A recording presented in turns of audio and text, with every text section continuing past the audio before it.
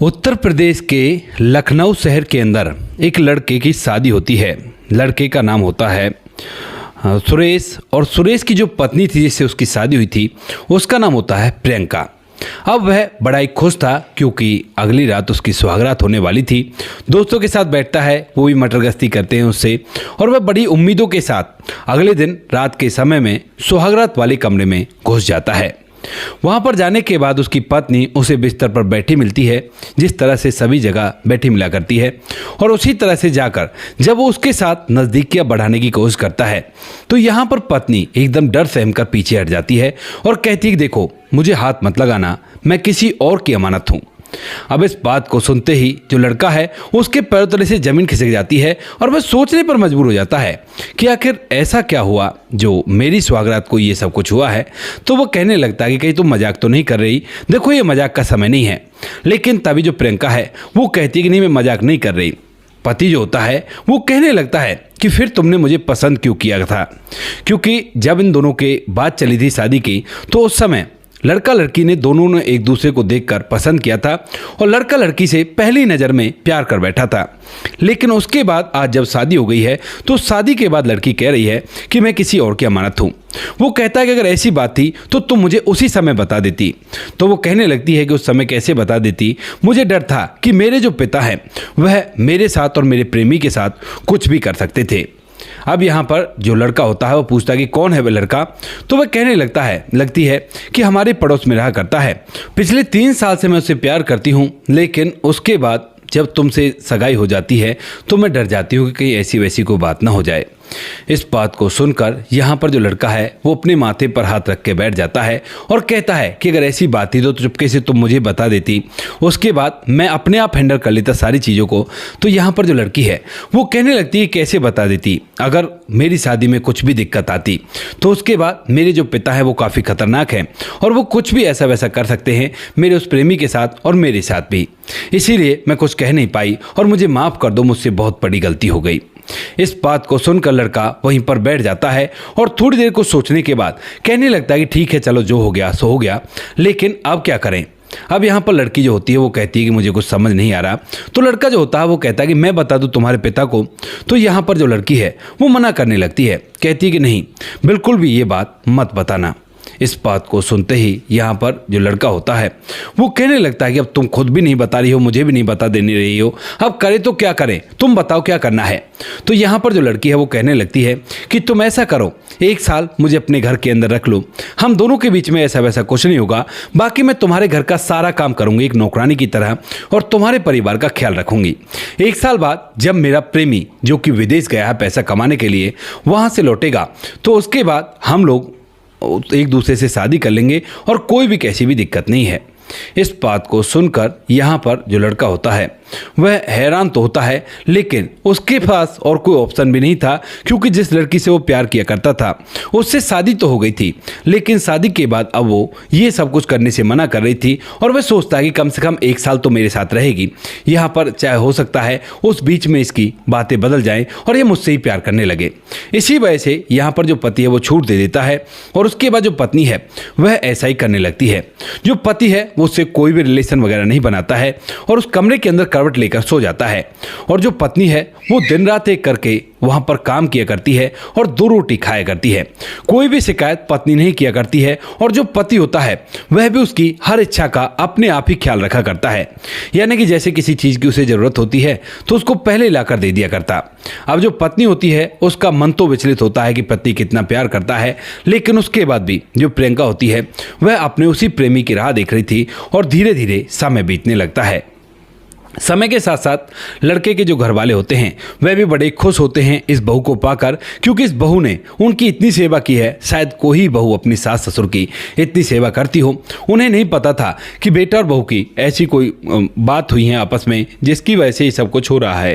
धीरे धीरे करके इन बातों को जब 6 महीने बीत जाते हैं तो यहाँ पर जो सास है वो अपनी बहू से कहने लगती है, बेटी अब तो खुशखबरी दे दे।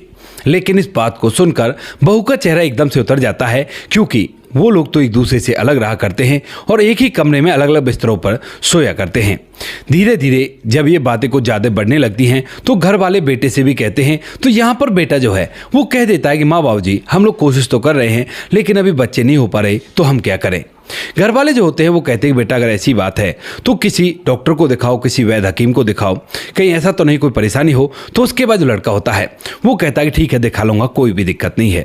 धीरे धीरे 1-2 महीने और बीत जाते हैं। उसके बाद भी जब कोई भी खुशखबरी घर वालों को सुनने को नहीं मिलती है तो यहाँ पर बच्चों को डॉक्टर साहब के पास वो भेजने लगते हैं। कहते हैं कि बेटा आज तो छुट्टी करेगा और डॉक्टर साहब के पास जाकर पता करेगा कि आखिर क्या परेशानी है जो अभी तक तुम हमें संतान का सुख नहीं दे पाए। इसके बाद जो लड़का होता है, हालांकि पता तो उसे भी था लेकिन घर वालों को वो ये बात बताना नहीं चाहता था और इसी वजह से वह अपनी पत्नी को लेकर डॉक्टर साहब के लिए निकल जाता है। पत्नी कहती है कि कहाँ जा रहे हो, तुम्हें तो पता है ना कि किस वजह से बच्चा नहीं हो रहे हैं। तो वह कहता है कि हाँ पता तो है, लेकिन घर वालों को मैं ये बात बताना नहीं चाहता। जब तुम्हारा हमारा तलाक होगा तो कोई ऐसा बहाना लगा देना कि उस व्यक्ति के साथ मुझे रहना नहीं है, तो उसके बाद सब कुछ ठीक हो जाएगा, मैं अपने आप मैनेज कर लूँगा। खामा-खाई घर वालों को दुख होगा इस बात का कि ऐसा ऐसा हो रहा है। तो यहाँ पर जो पत्नी है वो अपनी आंखों में आंसू तो ले आती है इस बात को सुनकर, लेकिन फिलहाल उसके साथ चलने लगती है। दोनों के दोनों अब जब घर से निकल ही जाते हैं तो घूमने के लिए निकल जाते हैं, क्योंकि उनके पास एक गाड़ी थी और उस गाड़ी को लेकर वह घूमने के लिए वहीं के एक टूरिस्ट प्लेस पर चले गए थे और वहां पर जाकर पूरा दिन भर इधर उधर घूमते हैं। पति अपनी पत्नी का अच्छे से ख्याल रखता है और धीरे धीरे जब शाम समय हो जाता है तो समय के साथ साथ ही वो लोग वहाँ से वापस अपने घर की तरफ लौट जाते हैं। घर आने के बाद जो माता पिता हैं वो पूछते कि क्या हुआ, कोई दवाई गोली दी। तो वो कहने लगता है कि माँ अभी तो टेस्ट किए हैं, जब टेस्ट का रिजल्ट आ जाएगा तो उसके बाद बताएंगे वो दवाई गोली के बारे में, अभी कुछ नहीं दिया है। तो यहाँ पर माता पिता संतुष्ट हो जाते हैं, लेकिन 2-3 दिन बाद फिर से उनसे कहने लगते हैं कि अब तो टेस्ट का रिपोर्ट आ गया होगा, अब तुम जाओ और डॉक्टर साहब से दवाई लेकर आओ। उसके बाद वो लोग जाते हैं और जाने के बाद यहाँ पर जो लड़का होता है कुछ मंदी कम पैसों वाली दवाइयाँ लेकर भी वापस आ जाता है और आज भी वो लोग एक साथ घूमने के लिए गए थे। उसके बाद फिर से वो घर में आ जाता है और कहता है कि डॉक्टर साहब ने दवाई दे दी है और कह दिया है कि कोई भी दिक्कत नहीं है, बच्चा हो जाएगा, थोड़ा टाइम लगेगा, लगभग 1-1.5 साल तो लग ही जाएगा, यानी कि इलाज चलेगा 6 महीने तक तो कम से कम चलेगा, क्योंकि यहाँ पर 8 महीने तो हो ही चुके थे, तो साल भर से ऊपर समय होने वाला था। उसने यही सोचकर ये सब कुछ कहा था कि 1 साल बाद जो मेरी पत्नी है वो अपने मायके में चली जाएगी और उसके बाद मुझसे तलाक ले लेगी, उसके बाद अपने प्रेमी के साथ अपनी जिंदगी को आराम से व्यतीत करेगी। पति इन सब बातों को जब सोचता है तो उसकी आंखें भर आती हैं, क्योंकि उसने पहली नज़र में उसे पसंद किया था और वह किसी और से प्यार किया करती है। ये बात उसे अंदर ही अंदर खाई जा रही थी। इसके बाद धीरे धीरे कुछ समय बीतता है और समय के साथ साथ यहाँ पर घर वाले बार बार कहते हैं कि भाई दवाइयों को अच्छी तरह से तो ले रहे हो ना, कोई खुशखबरी अब तक मिल जाती। तो यहाँ पर घर वालों को वो समझा देते हैं, कहते हैं कि नहीं, सब कुछ अच्छी तरह से चल रहा है, कोई भी दिक्कत नहीं है। इधर जो प्रियंका है वो भी उस घर से पूरी तरह से जुड़ तो चुकी थी, लेकिन फिर भी उसके दिमाग में वही उसका प्रेमी था जिसका नाम प्रवीण होता है और प्रवीण के चक्कर में ही वह अपने पति को छोड़ना चाहती थी। यहाँ पर जैसे 1 साल होता है तो 1 साल बाद जो पत्नी होती है वह अपने पति से कहती है कि समय हो गया है और अब मुझे शायद जाना चाहिए, क्योंकि उसने 1 साल के लिए ही कहा था।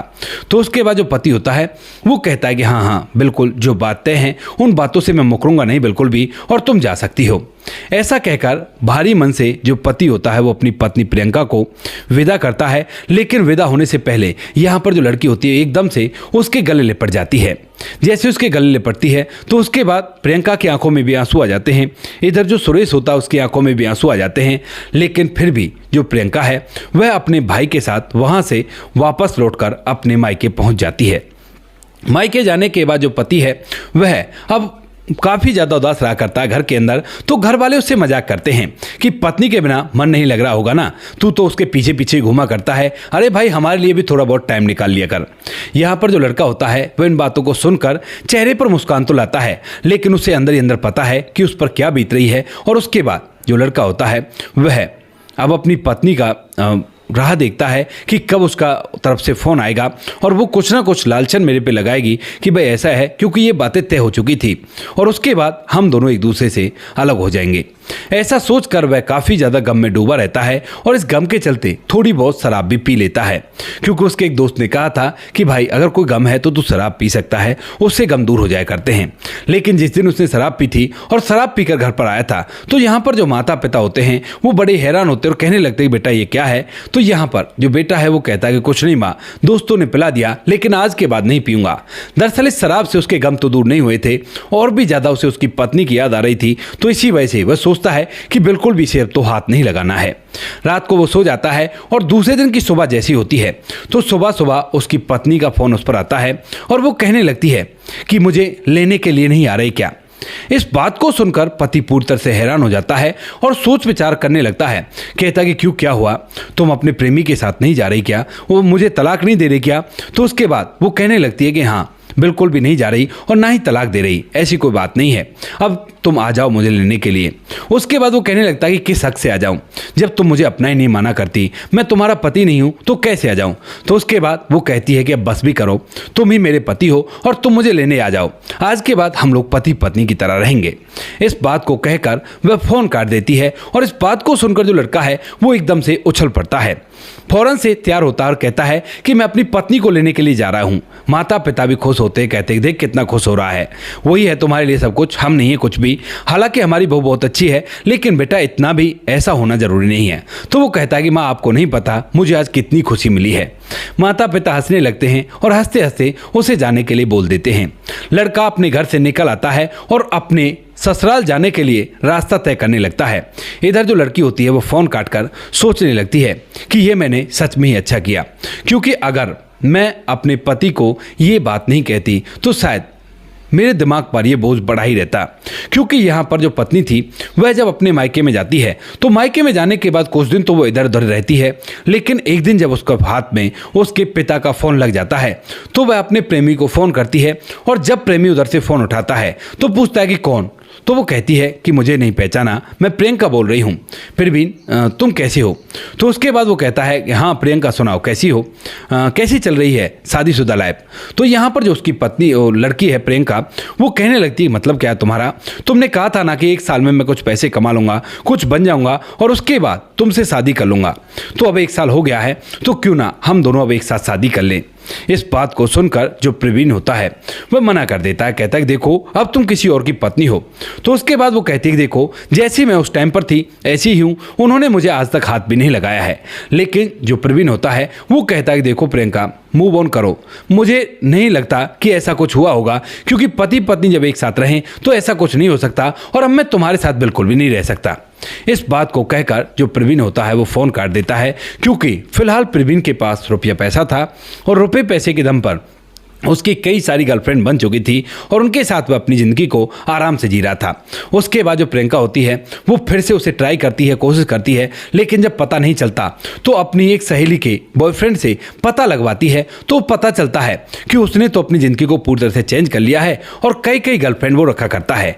तो यहाँ पर पत्नी फूट फूट कर रोने लगती है और उसके दिमाग में भारी टेंशन चलने लगती है कि अब मैं करूँ तो क्या करूँ, क्योंकि अपने पति को भी मैंने अपने नज़दीक नहीं आने दिया इस प्रवीण के लिए और इसने मुझे ऐसे छोड़ दिया। उसके बाद वह काफ़ी सोचती है और सोचने के बाद उसके दिमाग में एक ही बात आती है कि अपने पति को ये सारी बातें बता देती हूँ।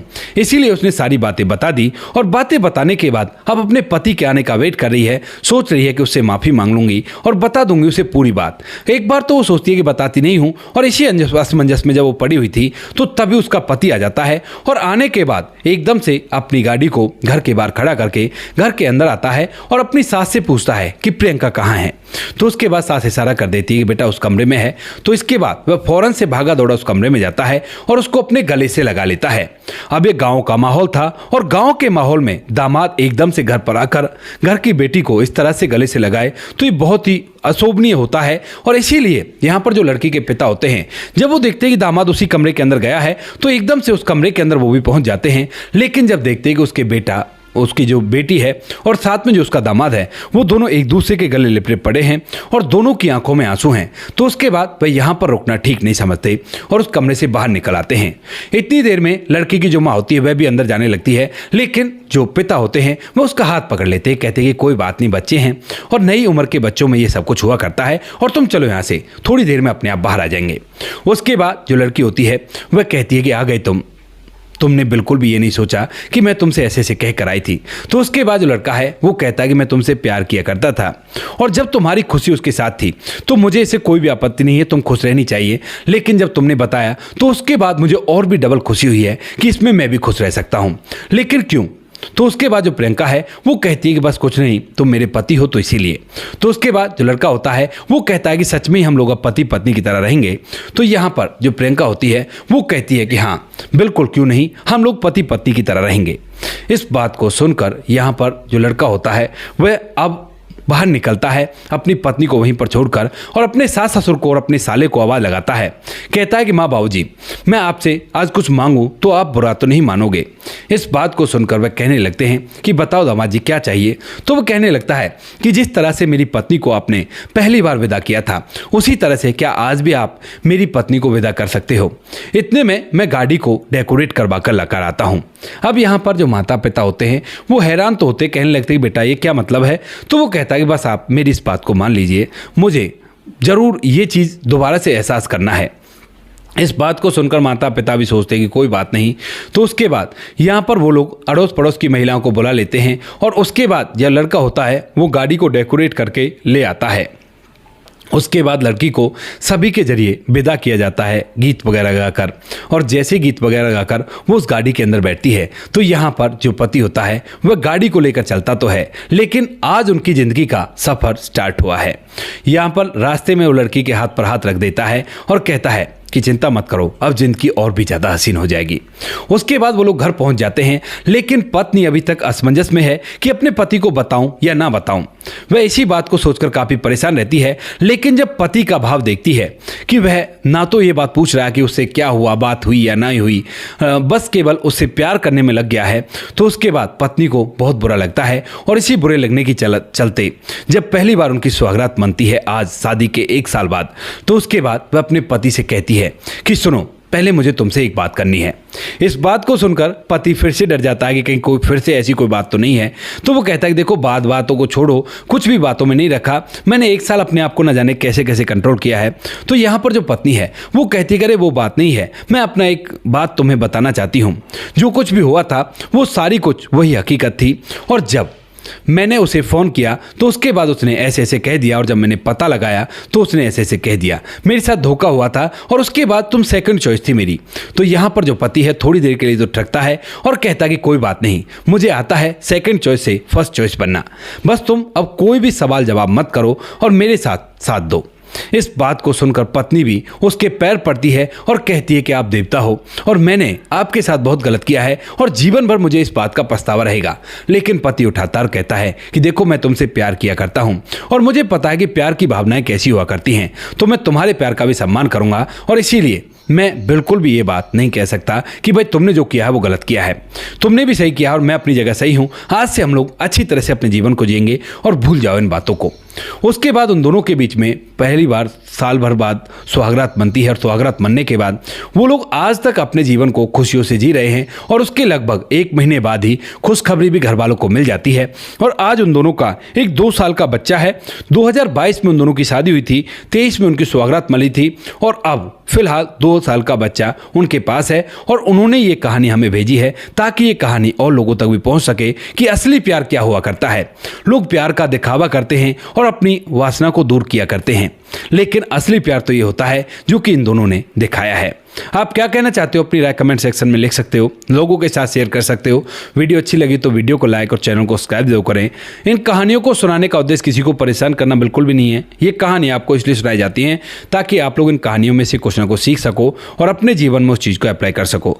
मिलते हैं किसी नेक्स्ट वीडियो नए टॉपिक के साथ, तब तक के लिए जय हिंद, जय भारत, जय हिंदुस्तान।